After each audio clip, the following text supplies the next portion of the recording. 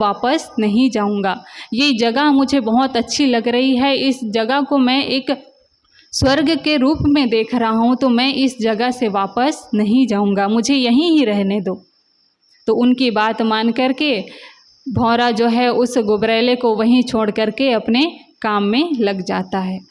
तो एक जो है कीड़ा है और वो उस भगवान के शीश पर कैसे चढ़ सकता है, लेकिन संगत उनकी ऐसी हुई कि वो जो कीड़ा है उसको ऐसा सौभाग्य मिला कि वो भगवान के शीश पर भी चढ़ गया।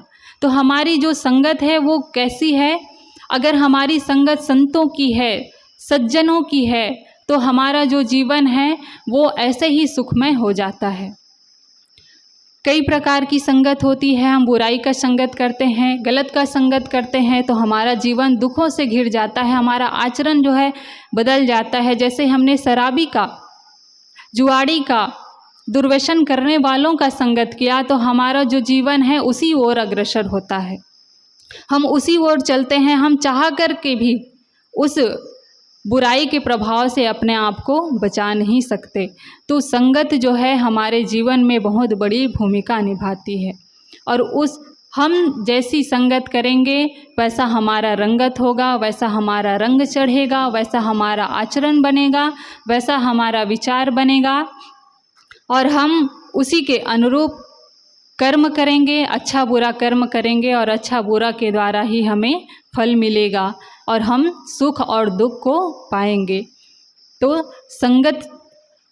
संगत से गुण होत है चढ़े ईसा के शीस, अरे यार अब जान दे गंगा लहर के बीच।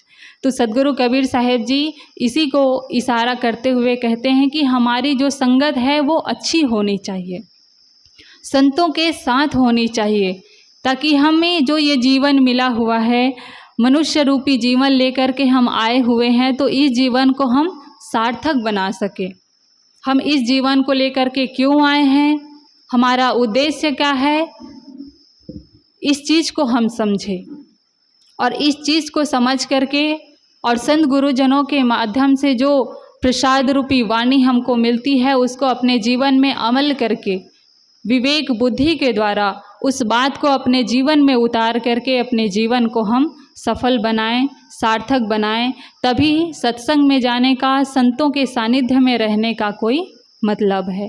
नहीं तो सत्संग हम बहुत सुनते हैं, संतों के पास भी पहुंच जाते हैं, लेकिन कोई कोई बिरला ही ऐसा होता है जो संतों की जो वाणी है उसको अपने जीवन में धारण करता है। सद्गुरु कबीर साहेब जी इसी को कहते हैं कि एक शब्द गुरुदेव का ताका अनंत विचार, था के मुनिजन पंडिता वेद न पावे पार। संतों की जो एक शब्द है, एक वाणी है, एक शब्द है, अगर उसको विचार करके हम अपने जीवन में धारण कर लेते हैं, उसको हम अपने जीवन में अमल कर लेते हैं, तो हमारा जो जीवन है वो सुखमय, शांतिमय और सार्थक बन जाएगा। जैसे एक शब्द गुरुदेव का ताका अनंत विचार। एक बार एक चोर जो है चोरी करने जाता है, उनके पिता जो है चोरी करते हैं, तो वो उनके जो पिता है वो अपने बच्चे को भी चोरी करना सिखाते हैं। अब चोरी करना सिखाते हैं तो बहुत सारे रूल्स उनको बताया जाता है कि ऐसे चोरी करना, इस प्रकार से करना, ऐसे घर में जाना।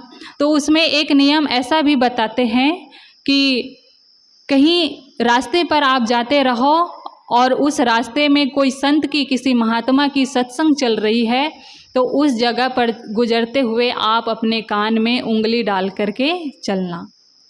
आप अपने दोनों कान में उंगली डाल करके उस रास्ते से गुजरना। उस संत महात्मा जो वाणी वहाँ से बोल रहे हैं वो वाणी आपके कान में नहीं जानी चाहिए। तो इतनी शिक्षा बच्चे को मिला था। अब वो बच्चा एक दिन चोरी करने के लिए जा रहा था और जाते जाते एक बीच में उनको चौराहा मिला, 4 रास्तों का चौराहा मिला। उस जगह पर संत महात्मा जो है सत्संग कर रहे थे।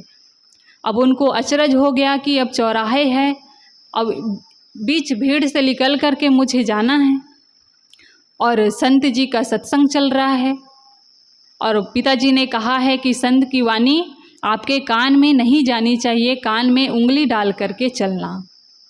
अब पिता की बात याद आई तो उन्होंने अपने दोनों कान में उंगली जो है डाल करके उस सत्संग पंडाल से गुजरने लगे। अब जैसे ही बीच पंडाल में गए उनके सिर पर खुजली होने लगी। क्या होने लगी? खुजली होने लगी सिर पर। तो अब सोचने लगा हाथ पैर इधर उधर कहीं भी होता तो घिस करके या कहीं कुछ भी करके उस खुजली को मिटा सकते थे, लेकिन सिर पर खुजली हो रही है तो अब कैसे करें? उंगली तो निकालना पड़ेगा, हाथ तो ऊपर करना ही पड़ेगा, तभी सिर की खुजली जो है जाएगी। तो उन्होंने क्या किया कि एक हाथ की उंगली झट से निकाला, ऊपर गया, हाथ ले जा कर के सिर को खुजलाया और तुरंत फिर से डाल दिया। अब इतने देर में ही उंगली उसने ऊपर सिर में ले जा कर के खुजलाया और फिर से कान में डाला। उतने देर में संत महात्मा कह रहे थे कि जो देवी देवता होते हैं, भगवान होते हैं, उनके पैर जमीन पर नहीं होते। जो भगवान होते हैं, देवी देवता होते हैं, उनके पैर जो है ज़मीन पर नहीं होता। इतनी बात वो सुने, गए चोरी करने, चोरी करके आए वापस। अब गांव में, मोहल्ला में, राज्य में हल्ला हुआ कि गांव में चोरी हो गई है, राजा के यहाँ चोरी हुई है, राजमहल में चोरी हुई है। अब उस गांव में एक ही घर में वो चोर थे, तो सबको शक होने लगा कि उन्हीं ने चोरी किया होगा। सब चोर को पकड़ने के लिए इधर उधर ढूंढने लगे, तलाश करने लगे कि चोरी किसने किया है। अब राजा के महल में जो मंत्री थे उनको पता था कि हमारे गांव में एक ही चोर है, हो सकता है उन्होंने ही चोरी किया है। उनके घर में जा कर के चोरी का माल उनके घर में है कि नहीं ये जा कर के देखता हूँ। तो वो जो मंत्री हैं वो क्या करते हैं, रूप बदल करके उनके घर में रात में जाते हैं और रूप क्या धारण करते हैं, काली माता का। काली माता का रूप धारण करके उनके घर में आधी रात को जाते हैं। दोनों सोए रहते हैं, बाप बेटा दोनों सोए हैं, और आधी रात को काली माता का रूप बदल करके मंत्री जो है उनके घर में पता लगाने के लिए जाते हैं कि जो चोरी का माल है वो इनके घर में है कि नहीं। अब वहाँ जा कर के देखे, अब चोर जो है चोरी करने के लिए जाते हैं तो भगवान से मिन्नतें करके प्रार्थना करके जाते हैं कि मेरी जो चोरी है वो सफलतापूर्वक हो जाए, है ना। भले हम कैसा भी काम करें लेकिन भगवान को एक बार याद करते हैं कि हमारा जो काम है वो सफलतापूर्वक हो, क्योंकि चोर के लिए तो अच्छा काम चोरी करना ही है, जो सही काम करते हैं उनके लिए सही काम है, लेकिन चोर जो है चोरी करता है तो उनके लिए वही काम अच्छा है। तो भगवान से उन्होंने प्रार्थना किया था कि मेरी चोरी अगर सफलतापूर्वक हो जाएगी तो मैं आपको चढ़ावा चढ़ाऊँगा। अब वो काली माता जो बन करके मंत्री जी जो गए हैं वो जा कर के दरवाज़ा को पीटने लगे, ठोकने लगे कि तुम जो है चोरी करके आ गए और अभी तक मेरी चढ़ावा नहीं चढ़ाए, मैं तुम्हें मारने आया हूँ, तुम्हें खाने आया हूँ।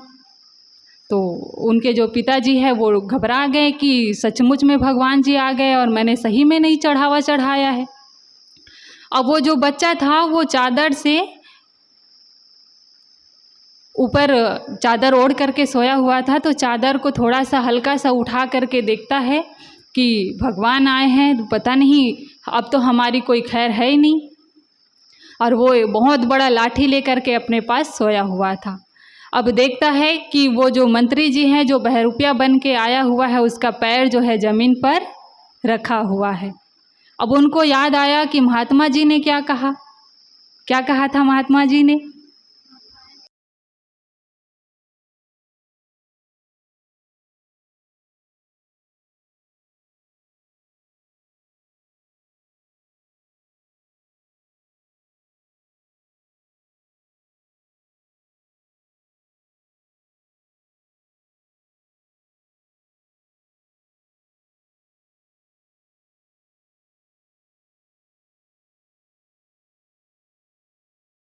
आके भाग गया।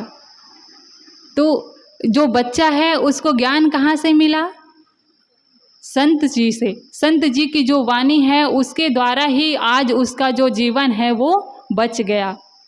अगर वो अपने पिता की बात मानकर वो शब्द अगर उनकी सिर में खुजली नहीं हुई होती तो वो महात्मा जी क्या कह रहे हैं ये शब्द उनके कान में नहीं जाता और आज उनका जो जीवन है वो बचता नहीं। लेकिन संत महात्मा की जो एक शब्द भी उनके कान में गई और उसने उस बात को अपने जीवन में धारण किया तो उनका जो जीवन है वो सुरक्षित हो गया। तो इसी को सदगुरु कबीर साहब जी कहते हैं कि एक शब्द गुरुदेव का ताका अनंत विचार। तो अगर हम संत गुरुजनों की एक शब्द को भी अपने जीवन में धारण करते हैं, अपने आचरण में लेते हैं तो हमारा जो जीवन है सुखमय हो सकता है, सार्थक हो सकता है और हम उसी के द्वारा अपने जीवन को अच्छी तरह से बिता सकते हैं। मैंने कुछ बात अपनी रखी, इतना ही कह करके मैं अपनी वाणी विराम देती हूँ। बोलिए सदगुरु कबीर साहिब की जय, संत समाज की जय। भक्त ममता साहब जी के द्वारा संगति पर बहुत ही सुंदर विचार सुन रहे थे कि संतों की संगत सचमुच जीवन को कैसा बदल देता है। एक चोर भी संत के दो वाक्य सुनकर वह अपने जीवन को बदल लिया। बदला मतलब उसे वास्तविकता का बोध हो गया कि संत के यानी भगवान के पैर जमीन पर नहीं होता। यह तो संत सच कह रहे थे, लेकिन यह जो भगवान हमारे यहाँ आया है उसका तो पैर जमीन पर है। तो इस बात को पकड़ लिया और इसी के जरिए उसके जो भगवान होने का भ्रम वह पैदा कर रहा था वह उससे बच गया। तो संत का एक एक वाक्य हमारे लिए अनमोल रत्न होता है। अगर हम एक ही वाक्य को अपने जीवन में हमेशा उतारते रहे, हर पल उसका याद करते रहे, केवल एक वाक्य, तो हमारे जीवन को बदल सकते हैं। कहते हैं ना, एक दुर्गुण के जरिए हजारों दुर्गुण हमारे जीवन में आ सकते हैं, आ जाते हैं। वही विपरीत दिशा में देखें तो वही उसको सीधा करें तो एक सद्गुण के द्वारा हमारे पीछे अनेक सद्गुण आ जाते हैं। हमारा जीवन सद्गुणों से भर जाता है केवल एक सद्गुण को धारण कर लेने से। हमारे सदगुरु जी पहले भगवान को मानते थे, तो वे भगवान को मानते थे तो कोई भी संत उसके दरवाजे पर आता था तो वह उसकी बंदगी सेवा भेंट चढ़ाता था, उसकी सेवा करता था। तो वह संत ने उससे कहा कि तुम दाने डालते रहो, एक दिन तुम्हारे आंगन में हंस अवश्य आएंगे। मोती चुग आपके दाने को चुगने के लिए एक दिन हंस आएंगे और तुम्हें सत्य का बोध हो जाएगा। तो गुरुदेव जी ने उस एक वाक्य को पकड़कर हमेशा संतों की पूजा करते रहे तो एक दिन सचमुच सदगुरु श्री राम सूरत साहब जी उसके आंगन पर आए और उसका जीवन कृतार्थ हो गया। हमारे गुरुदेव उस वाक्य को पकड़े रहे और संतों की सेवा निरंतर करते रहे तो उसका जीवन मुक्त हो गया। तो हमें भी संतों का सेवा करते रहना चाहिए। पता नहीं कौन सा वाक्य हमारे जीवन में लग जाए, हमारे जीवन का सुधार हो जाए, हमारा कल्याण हो जाए।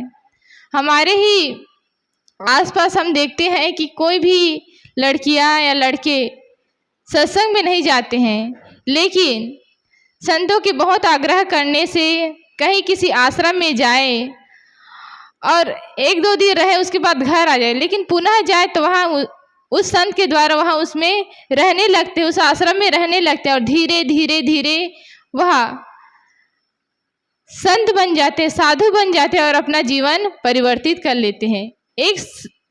एक संत के संगत से उसका जीवन संत के समान हो जाता है। तो हमें